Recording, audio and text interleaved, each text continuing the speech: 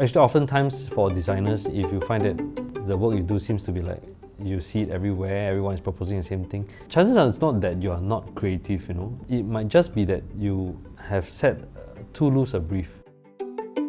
Welcome to another episode of Stuck in Design. Each week, we pose questions to three founders, Donn, Jieyu, or Zi, who run award-winning design agency, Stuck. They'll share with us tips and lessons on design, creativity, and business.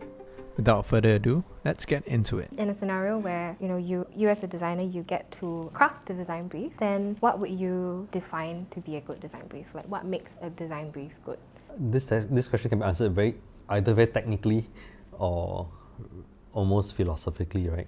Maybe we can, if it's easier, maybe the technical part. From technical standpoint, a good design brief should give you a good balance of being rather specific, but also give you enough wiggle room so that creative surprise can happen. It's going to be a problem if your design brief already tells you what the answer is. Then it's not a brief, it's a design, I don't know what design specification or instruction, I don't know what is that. I don't think that it's likely that any project where you start off with kind of knowing or feeling like you know all the answers in place and this is exactly how it's going to end up like. I don't think any project that starts that way will be a good project, just because then you really don't need the process of investigation and exploration. And what we are essentially saying is that nothing really new can be discovered from the process that would be more valuable.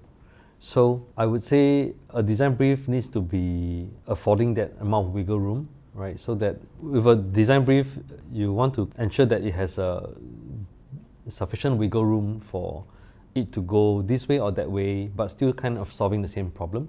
So you can see that the other aspect of it being specific enough is quite important, because if things are too broad, like you could do this, you could do that, without it even aiming at a singular issue, chances are that the design effort that is associated with that brief might not dig deep enough in one direction to find things that others don't find, and you might be tending to really touch the surface only. The problem with touching the surface only is that when designers operate this way, right, they tend to gravitate to just the things that they have seen before or what the world has done commonly, and therefore you get very cliche answers. Actually, oftentimes for designers, if you find that the work you do seems to be like you see it everywhere, everyone is proposing the same thing, chances are it's not that you are not creative, It might just be that you have set too loose a brief, too open, such that you are touching only the surface, right, instead of digging deep in an area.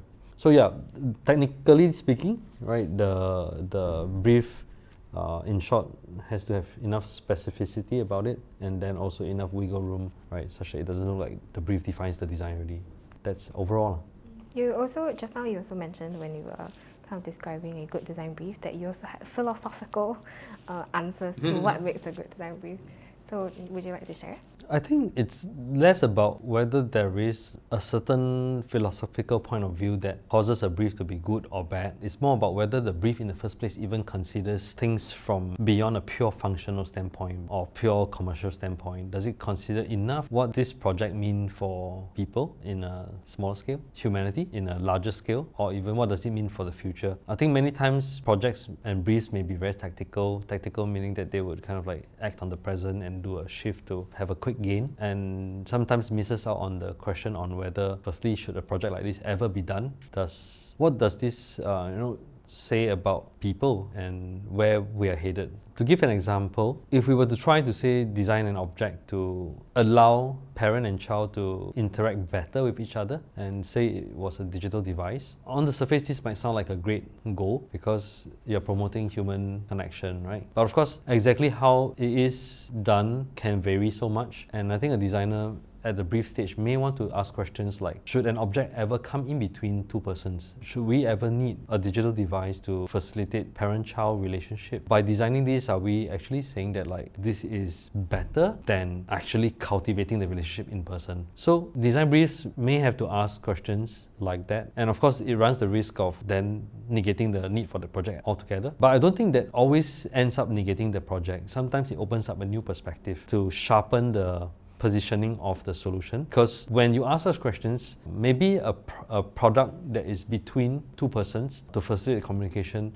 becomes rethought of as a product that, instead of facilitating or enabling it, It's more playing a support role. If in-person communication or relationship development happens well between a parent and child, for example, then an object that comes to amplify that thing and support it may be a plausibly sound proposition than something that comes and tries to be that bridge. So sometimes design briefs, if we don't ask such questions of whether people really should or should not have this, it might be slightly myopic. So yeah, the thing to answer the question of that philosophical element or not, right? It's more about whether the question asked is more encompassing than just the tactical needs.